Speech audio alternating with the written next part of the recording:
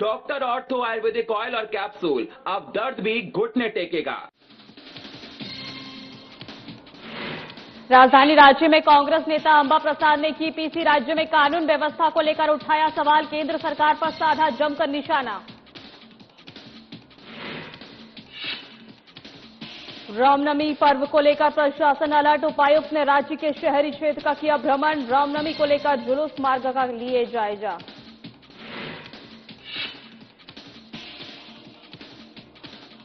रामनवमी पर्व को लेकर प्रशासन तैनात, सुरक्षा व्यवस्था को लेकर पुलिस ने कसी कमर। बोकारो में रामनवमी को लेकर पुलिस ने किया मॉक ड्रिल।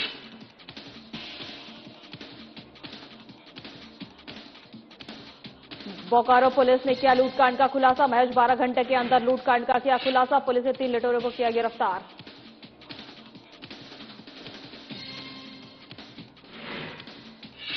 जामताड़ा में साइबर ठगी का मास्टरमाइंड गिरफ्तार, मास्टरमाइंड के साथ 3 अपराधी हुए गिरफ्तार। आरोपी के पास से 1,24,000 कैश बरामद।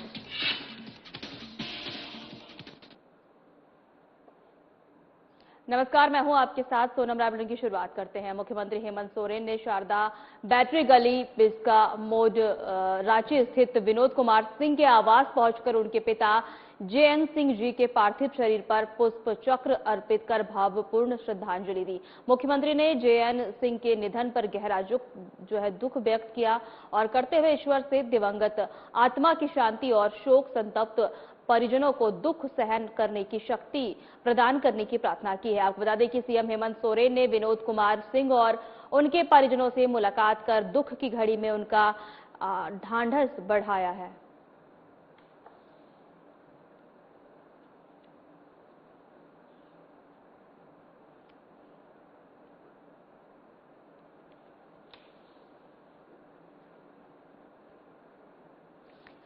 नगर पंचायत बासुकीनाथ की नवनिर्वाचित अध्यक्ष वीणा देवी और उपाध्यक्ष रोहित राउत ने गुरुवार को नगर पंचायत कार्यालय पहुंचकर विधित्व पदभार ग्रहण किया है। इस दौरान कार्यपालक पदाधिकारी सार्जेन मरांडी ने नवनिर्वाचित अध्यक्ष, उपाध्यक्ष एवं वार्ड पार्षदों का स्वागत किया है। आपको बता दें कि अध्यक्ष वीणा देवी ने पदभार ग्रहण करते हुए समस्त नगर पंचायत वासियों का आभार जताते हुए कहा कि जनता जनार्दन के सहयोग और बाबा बासुकीनाथ के आशीर्वाद से चुनाव जीते हैं और सर्वप्रथम देवनगरी बासुकीनाथ में साफ सफाई की व्यवस्था को दुरुस्त किया जाएगा ताकि देश के कोने कोने से आने वाले श्रद्धालु यहां से स्वच्छता का एक अच्छा संदेश लेकर वापस जाए। नगर पंचायत के सभी 12 वार्ड में व्याप्त जन समस्याओं का निराकरण किया जाएगा। साथ ही जनता से किए गए वादे को पूरा करने का हर संभव प्रयास किया जाएगा। वहीं उपाध्यक्ष रोहित राउत ने कहा है कि बासुकीनाथ के विकास के लिए महत्वपूर्ण कदम उठाए जाएंगे और जनता की समस्याओं का त्वरित समाधान किया जाएगा। इस दौरान नगर पंचायत कर्मियों सहित समाज सेवी, निरंजन मंडल, दर्जनों समर्थक मौजूद रहे।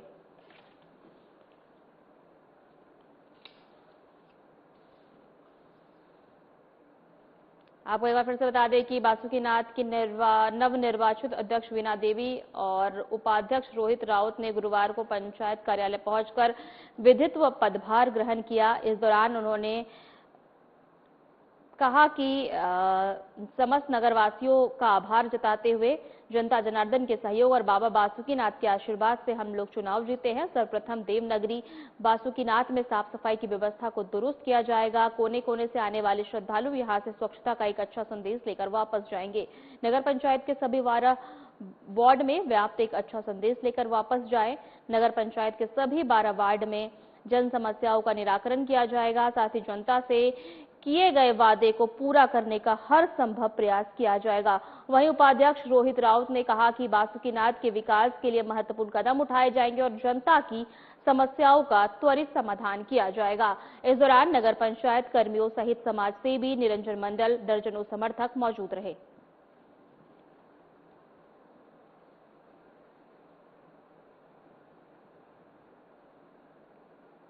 जामताड़ा जिला के अंतर्गत नाला प्रखंड क्षेत्र में रामनवमी के पावन पर्व पर श्रद्धा, भक्ति और उत्साह का अनुपम संगम देखने को मिला। बजरंगबली मंदिर प्रांगण से बजरंग सेवा समिति और विश्व हिंदू परिषद के संयुक्त तत्वाधान में निकाली गई भव्य शोभा यात्रा में सैकड़ों श्रद्धालुओं ने उत्साहपूर्वक भाग लिया।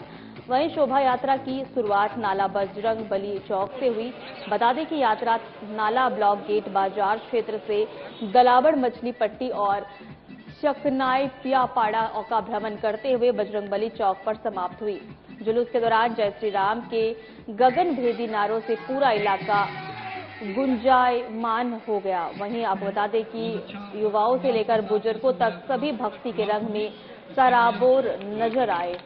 वहीं मार्गस्थल पर स्थानीय लोगों ने जुलूस का फूलों से स्वागत किया और जलपान की व्यवस्था की, जिससे माहौल भक्तिमय हो गया। पूरे आयोजन में अनुशासन और उत्साह का बेहतरीन संतुलन बना रहा। प्रशासन ने भी आयोजनों पर नजर रखी। इस दौरान नाला एसडीपीओ मनोज कुमार महतो, पुलिस निरीक्षक बिहारी मरांडी, थाना प्रभारी राजीव रंजन कुमार सहित भारी पुलिस बल इस दौरान तैनात रहे।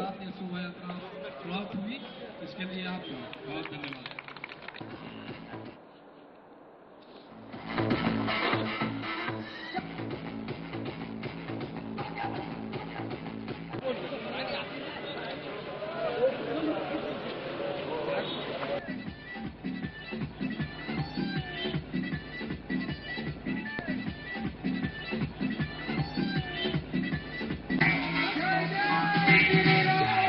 हर साल हम लोग रामनवमी के शुभ अवसर पर शोभा यात्रा निकालते हैं।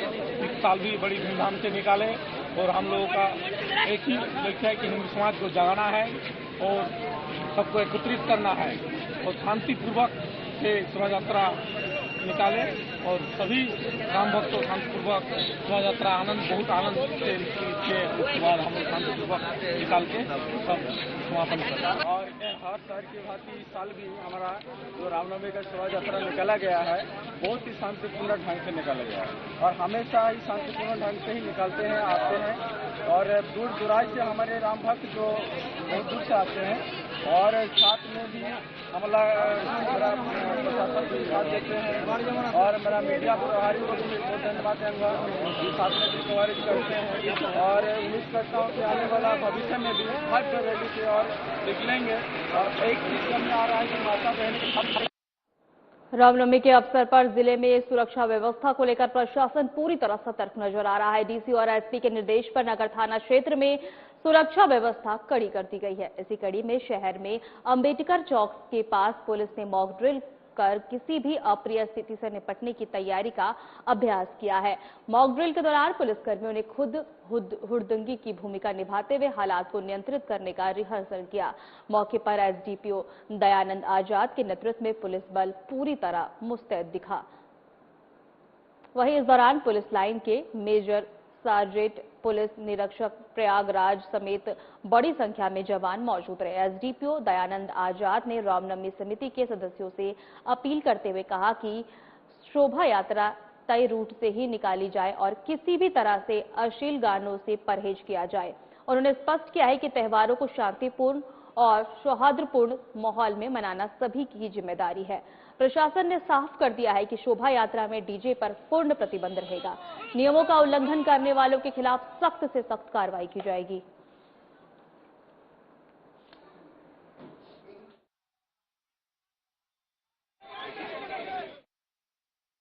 व्यवस्था के मद्देनजर कि किसी तरह की अप्रिय घटना उत्पन्न होने पे प्रशासन कैसे कार्य करती है, तो ये दृश्य जो है एसपी और डीसी महोदय के निर्देशानुसार आज पुलिस लाइन के सर्जेंट मेजर साहब, इंस्पेक्टर प्रयाग साहब, हवलदार साहब से और देख रहे हैं कि पीछे हमारे नवनियुक्त चौकीदार जी जो हैं और हमारे सारे फोर्स के साथ आज के दिन अम्बेडकर चौक के मॉक ड्रिल का आयोजन करके बताया गया कि अगर कोई भी व्यक्ति रामनवमी के दिन किसी तरह उसके मन में अगर किसी तरह की गलत भावना आती है और वो अप्रिय घटना उत्पन्न करने की सोचता है, उसके साथ प्रशासन सख्ती से निपटेगी।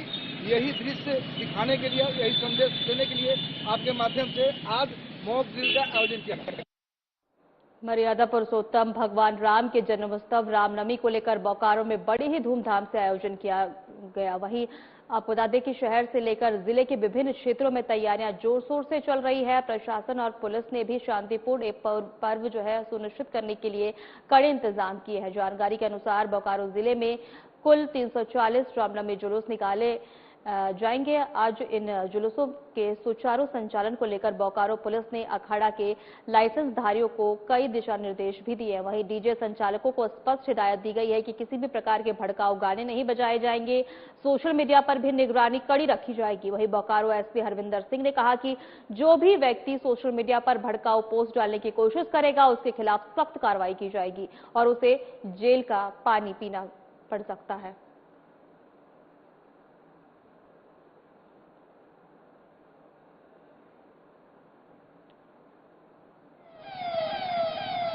लगभग 340 टोटल जुलूस जो है पूरे बोकारो में होने वाले हैं और इसमें जो है सभी जो है डीजे मालिक हो चाहे संवेदक हो सभी को स्ट्रिक्ट इंस्ट्रक्शन दिए गए हैं रिटर्न में। उनसे अंडरटेकिंग भी ली गई है। किसी तरह का भड़काऊ गाना या कुछ भी बजाया गया तो तुरंत उस पर कार्रवाई हो जाएगी। डीजे जो है बैन है, हाईकोर्ट के डायरेक्शन के हिसाब से वो हम लोग इम्प्लीमेंट कराएंगे। डीजे बैन है जो हमारे माननीय उच्च न्यायालय का स्ट्रिक्ट जो है दिशा निर्देश है उसके संदर्भ में।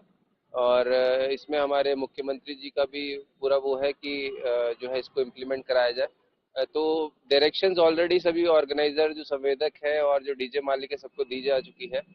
अगर जो भी म्यूजिक बजेगा उनको बताया गया है कि सभी भक्ति वाले जो है म्यूजिक बजेगा। किसी भी तरह का भड़काऊ गाना अगर कोई बजाएगा तो संवेदक है जो डीजे मालिक है उनके ऊपर भी कार्रवाई की जाएगी।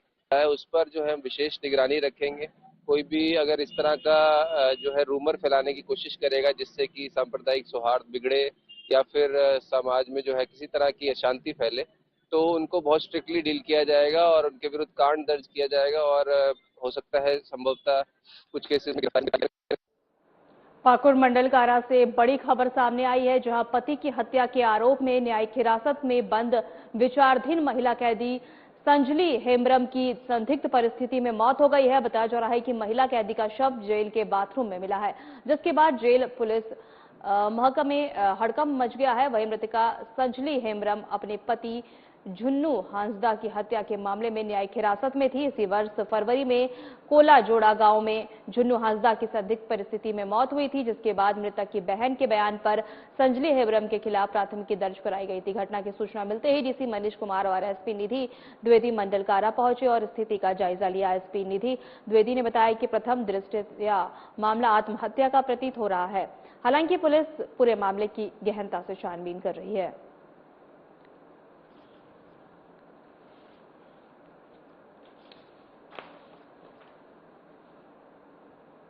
लोगों के संज्ञान में एक बहुत ही दुखद घटना सामने आई और उसी का प्राइमा फेसी हम लोग स्थल जांच करने आए थे। जैसा कि जो जेल के यहाँ पे वार्डन उनके द्वारा बताया गया है कि किसी एक जो महिला बंदी थी उन्होंने आत्महत्या कर लिया था और फिर हम लोगों ने उनको जेल प्रशासन के द्वारा अस्पताल भी ले जाया गया था और वहाँ पे हम लोग आई थिंक शायद वो नहीं बच पाई, तो उसी के मद्देनजर हम लोग देखने आए थे फर्स्ट हैंड कि क्या कुछ घटित हुआ होगा। दृष्टया सुसाइड का मामला आया है जेल के अंदर। महिला बंदी थी, अभी हाल फिलहाल में जनवरी का केस है, फरवरी का केस है। संजली हेम्ब्रम टाउन थाना के 25/26 केस में वो यहाँ पे फॉरवर्ड हुई थी और प्रथम दृष्टया सुसाइड का केस है। बाकी जांच के क्रम में जो भी तथ्य सामने आएंगे आपके सामने रखे जाएंगे। मृतिका कहाँ के रहने वाली है? मृतिका यहीं पाकुड़ की रहने वाली है और कोला जोड़ा की रहने वाली है और ये फरवरी का केस है, 17 फरवरी का केस था, 25/26 103(1) BNSS। इस वक्त की बड़ी खबर आपको बता दें कि झारखंड में डॉक्टरों का रास्ता साफ हो गया है। डॉक्टरों की भर्ती जो है शुरू होने वाली है। राज्य में स्वास्थ्य व्यवस्था सशक्त होगी। 942 डॉक्टरों की भर्ती का रास्ता साफ हो गया है। डॉक्टरों की भर्ती के लिए जेपीएससी को भेजा गया है प्रस्ताव। स्वास्थ्य विभाग ने जेपीएससी को भेजा है प्रस्ताव। मेडिकल कॉलेज और सरकारी अस्पतालों में विशेषज्ञ डॉक्टरों की कमी होगी दूर। स्वास्थ्य के 24 विभिन्न विभागों में की जाएगी भर्ती। मेडिसिन, सर्जरी, स्त्री एवं प्रसव रोग और शिशु रोग जैसे महत्वपूर्ण विभाग हैं शामिल इनमें से।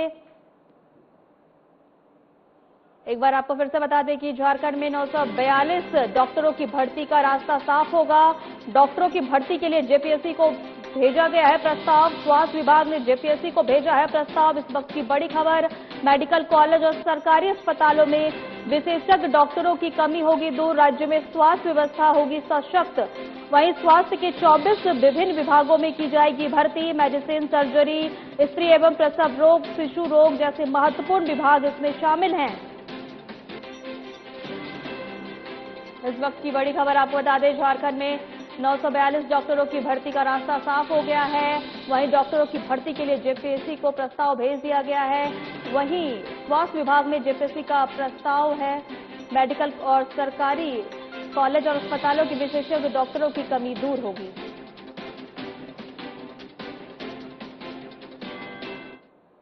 दूसरी खबर की ओर बढ़ते हैं। झारखंड में जेल सुधार को लेकर राज्य सरकार ने व्यापक योजना तैयार कर ली है। आगामी वित्तीय वर्ष में झारखंड सरकार इस दिशा में कई अहम कदम उठाएगी। आगामी वित्तीय वर्ष में इस बारे में महत्वपूर्ण कदम उठाए जाएंगे। इस फैसले के तहत नई जेलों का निर्माण, मौजूदा जेलों की मरम्मत और सुरक्षा, स्वास्थ्य सुविधाओं का आधुनिकीकरण शामिल है। सरकार इस योजना में करीब 120 करोड़ रुपए खर्च करने का फैसला किया है। झारखंड की कई सारी जेलों में वर्तमान में निर्धारित क्षमता से अधिक कैदी बंद हैं और जिस वजह से जेलों में भीड़ बढ़ती जा रही है, इसे देखते हुए अतिरिक्त वार्डों के निर्माण और आधारभूत सुविधाओं के विस्तार की योजना बनाई जा रही है। मौजूदा जेलों में मरम्मत कार्य एवं नए बंदी वार्ड, 4 दीवारी के निर्माण, शौचालय और रसोई घर जैसी सुविधाओं को विकसित किया जाएगा। इसके अलावा जेलों में मानव संसाधन की कमी दूर करने के लिए कड़े कदम उठाए गए हैं। झारखंड सरकार जेल के आधुनिकीकरण पर वर्तमान में विशेष ध्यान दे रही है। इसमें प्रोजेक्टर, कंप्यूटर सिस्टम, वहीं एलईडी और स्वास्थ्य सुविधाओं को सुदृढ़ करने के लिए digital x-ray machine, hydraulic bed और स्ट्रेचर और ईसीजी मशीनों की खरीदी की जाएगी। जेलों की सुरक्षा व्यवस्था को मजबूत करने के लिए सीसीटीवी कैमरे, electric ward barrier, electric fencing guard, monitoring system, access control, आधुनिक लॉकिंग सिस्टम और बायोमेट्रिक समाधान लागू किए जाएंगे। वहीं मेटल डिटेक्टर, एक्सरे बैगेज के स्कैनर और नॉन लीनियर जंक्शन डिटेक्टर भी खरीदे जाएंगे। आपको बता दें कि सर्वोच्च न्यायालय की निगरानी में जेल सुधार की प्रक्रिया चल रही है। सभी राज्य और केंद्र शासित प्रदेशों से सर्वोच्च अदालत ने 18 मई तक जेलों की अपडेट रिपोर्ट मांगी है, जिसमें एक मोर्चा 2026 तक की स्थिति का विवरण देना होगा। रिपोर्ट के बंदियों की संख्या, जेलों की क्षमता, महिला कैदियों और उनके बच्चों के लिए सुविधाएं, भीड़ भाड़ रोकने के उपाय और जेल कर्मियों जैसी जानकारी शामिल होंगी।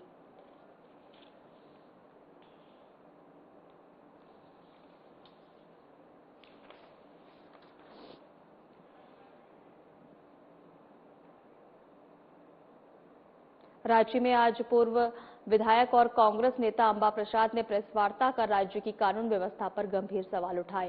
उन्होंने आरोप लगाया कि राजधानी रांची समेत कई इलाके में शाम 8 बजे के बाद लोग डर के कारण अपनी दुकानें बंद कर देते हैं, क्योंकि लूट और अपराध की घटनाएं लगातार बढ़ रही है। उन्होंने हाल ही घटनाओं का जिक्र करते हुए कहा कि हजारीबाग में 13 साल की बच्ची के साथ दुष्कर्म के बाद हत्या की घटना ने पूरे राज्य को झकझोर दिया है।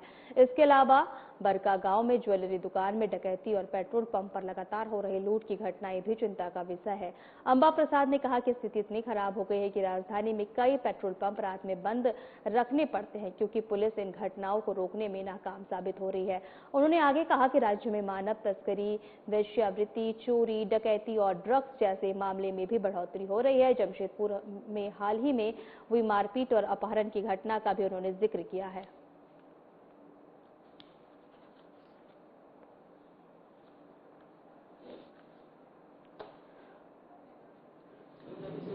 पुलिस का रिमोट कंट्रोल सरकार के पास तो है, लेकिन लगता है कि बैटरी उसका रिमोट कंट्रोल जो रिमोट है उसका बैटरी अभी चले गया। हमने हमेशा बताया, देखिए कुछ दिन पहले हम एफआईआर लेके आए थे आप लोगों के बीच में कि देखिए किस तरह से ये लोग इंडस्ट्रियल डिस्प्यूट एक्ट पे एफआईआर कर रहे हैं, जबकि इनको इतना भी ज्ञान नहीं है कि इंडस्ट्रियल डिस्प्यूट एक्ट में एफआईआर दर्ज नहीं होता है। हमने हर समय प्रेस कॉन्फ्रेंस की आप लोगों को हमेशा बीच बीच में हम हमेशा मुखर रहे कभी भी किसी चीज को बर्दाश्त नहीं किए, क्योंकि हम अन्याय बर्दाश्त नहीं कर सकते। चाहे आज या कल या परसों, हमने हमेशा लोगों का बात को बहुत ही मुखरता से आप लोगों के बीच रखा है, क्योंकि अब हम तो जो राजनीति कर रहे हैं उसमें मेरी ताकत बस मेरी जनता है, और हमको किसी से कोई डर नहीं है, क्योंकि अगर सच बोलना अगर गुनाह है तो मुझे सजा दे दो, लेकिन अगर हम गलत बोल रहे हैं तो उसको प्रमाण दो कि हम कहाँ गलत बोल रहे हैं। अमर के दो सवाल है। पहला सवाल तो पार्टी कह रही कि हम कार्रवाई कर रहे हैं, जो अपराधी हम सरकार कार्रवाई कर रही है। दूसरा, राहुल गांधी जी पे पूरा भरोसा है, क्योंकि हम मिल के आए हैं और उन्होंने मुझे बोला है कि तुम इस लड़ाई को लड़ो, और हमको आश्वस्त किया है कि इस लड़ाई में कांग्रेस पार्टी मेरे साथ है, और हमने उनको लेटर भी लिखा है, सारा अवगत कराया है। मुझे केंद्रीय नेतृत्व पे भरोसा है। 2-4 लोग पार्टी नहीं होते, 2-4 लोग कांग्रेस पार्टी नहीं है, और 2-4 लोग के हिसाब से पार्टी नहीं चलेगी। आपकी सरकार है कि नहीं यहाँ पे?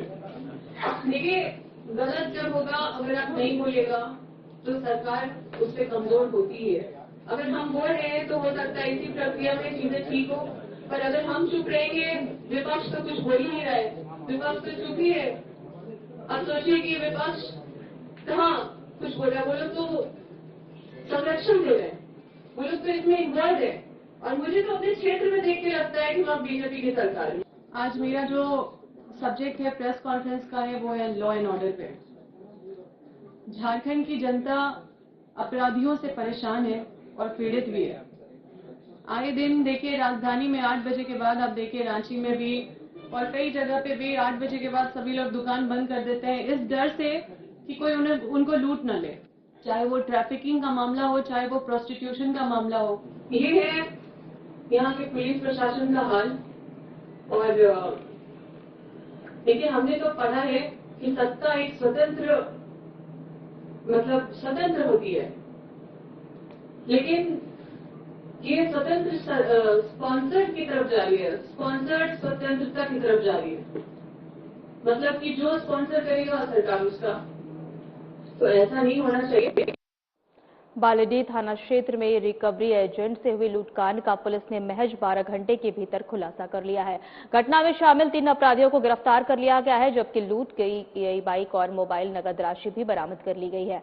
बताया जा रहा है कि कुरमेडी क्षेत्र में लोन रिकवरी कर लौट रहे एक एजेंट को आरपीएफ बैरक के पास 3 आरोपियों ने रोक लिया है। इसके बाद उनके साथ मारपीट का पर्स, मोबाइल, 2000 नकदी और बाइक लूट ली गई। इतना ही नहीं, बदमाशों ने धमकी देकर फोन पे का पासवर्ड भी ले लिया और बाद में 5300 निकासी कर ली है। वहीं पुलिस टीम ने त्वरित कार्रवाई करते हुए गुप्त सूचना के आधार पर 12 घंटे के भीतर कांड का खुलासा कर लिया है। इस दौरान लूटी गई बाइक, मोबाइल और 3420 नकद बरामद किए गए हैं। साथ ही घटना में प्रयुक्त बाइक भी जब्त की गई है।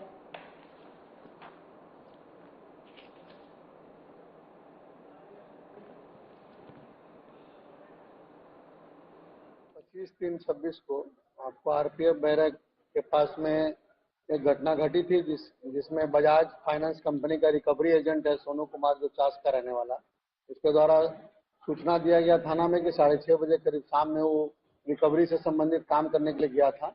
तो अपराध कर्मी द्वारा जो इसका मोटरसाइकिल और एक पर्स में उसका 2000 रुपया, आधार कार्ड, पैन कार्ड, बाकी सब अभिलेख था, और उसको लेकर करके मोटरसाइकिल छीन करके मारपीट करके वो लोग भाग गया वो लोग।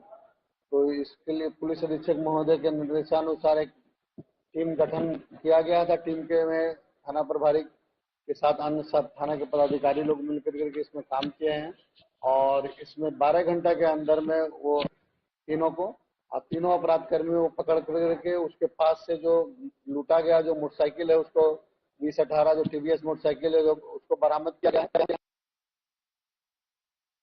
फिलहाल हमारे खास बुलेटिन में इतना ही। नमस्कार।